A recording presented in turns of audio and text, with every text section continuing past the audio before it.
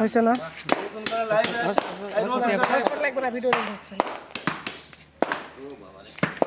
আসসালামু আলাইকুম। আমাদের জোকাহাটের প্রাণকেন্দ্র একবারে হাটের যে মাঝখানের যে রাস্তাটা, আমাদের জোকাহাটে প্রবেশের একমাত্র প্রবেশ পথ, যেটা হচ্ছে আপনার নদীর ঘাট থেকে উঠার একবারে আপনার যোগবাজার টু মিঠাপুকুরের যে মেন রোডে ওঠার যে মেন রাস্তা হাটের ভিতরে, একবারে জোকাহাটের 0 পয়েন্ট এলাকা। আর এই এলাকায় এর আগেও আমি অনেক ভিডিও আপনাদেরকে আমাদের এই পেজে, আমাদের শাহজাহান মোটরস পেজে দিয়েছিলাম।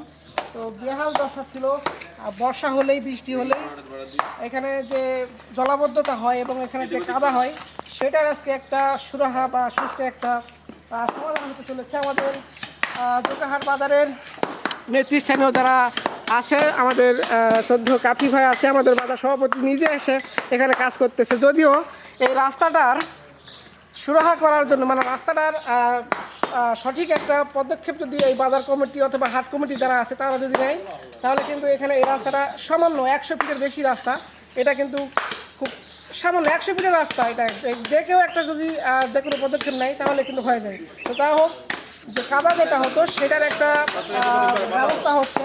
এখানে অনেক ছেলেপেলে সবাই কাজ করতেছে। মোটামুটি এপাশে হচ্ছে, নদীর ওই পাশেও হয়েছে। ভিডিওতে দেখতেছেন আমাদের আফতাব ভাই আছে সাথে।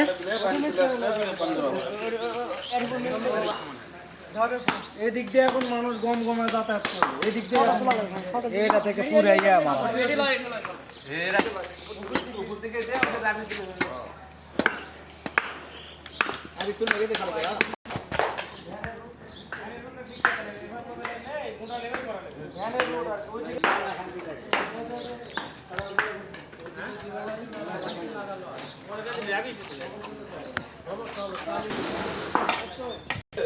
জোকাহাট আমাদের অত্যন্ত পুরাতন এবং ঐতিহ্যবাহী একটা হাট। ছোটোবেলা থেকে আমরা এই হাট দেখে আসছি।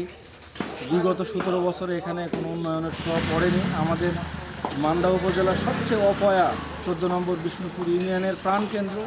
এখানে অনেকগুলো প্রতিষ্ঠান আছে, তারপরেও আসলে উন্নয়ন থেকে বঞ্চিত এবং অধিকার থেকে বঞ্চিত আমাদের বিষ্ণুপুর ইউনিয়নের এই প্রাণকেন্দ্র জোকাহাট। এখানে কলেজ, মাদ্রাসা, উচ্চ বিদ্যালয়, প্রাইমারি সহ ঐতিহ্যবাহী হাট রয়েছে।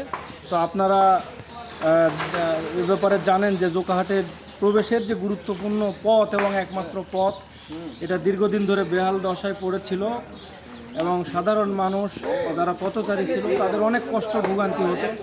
গাড়ি নিয়ে এখানে বিভিন্ন ধরনের দুর্ঘটনা ঘটতো এবং অনেকেই অঙ্গহানিরও শিকার হয়েছেন। তো সেই উদ্যোগ থেকে আমরা গ্রামের কতিপয় কিছু উদ্যমী ছেলে যারা আসলে সমাজের কল্যাণের জন্য এগিয়ে এসেছে, আমরা তালপাতিলার যে খেয়াঘাট জোকাহাট, সেই রোডটাও আমরা ইনশাআল্লাহ মানুষের দুর্ভোগের কথা মাথায় নিয়ে আমরা সেটাও সকাল থেকে সংস্কার শুরু করেছি এবং ইনশাআল্লাহ এখানেও আপনারা জানেন যে সংস্কার কাজ চলমান রয়েছে।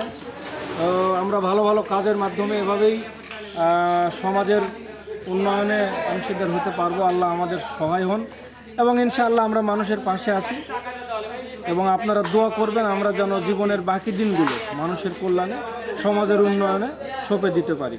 আসসালামু আলাইকুম ওয়া রাহমাতুল্লাহ।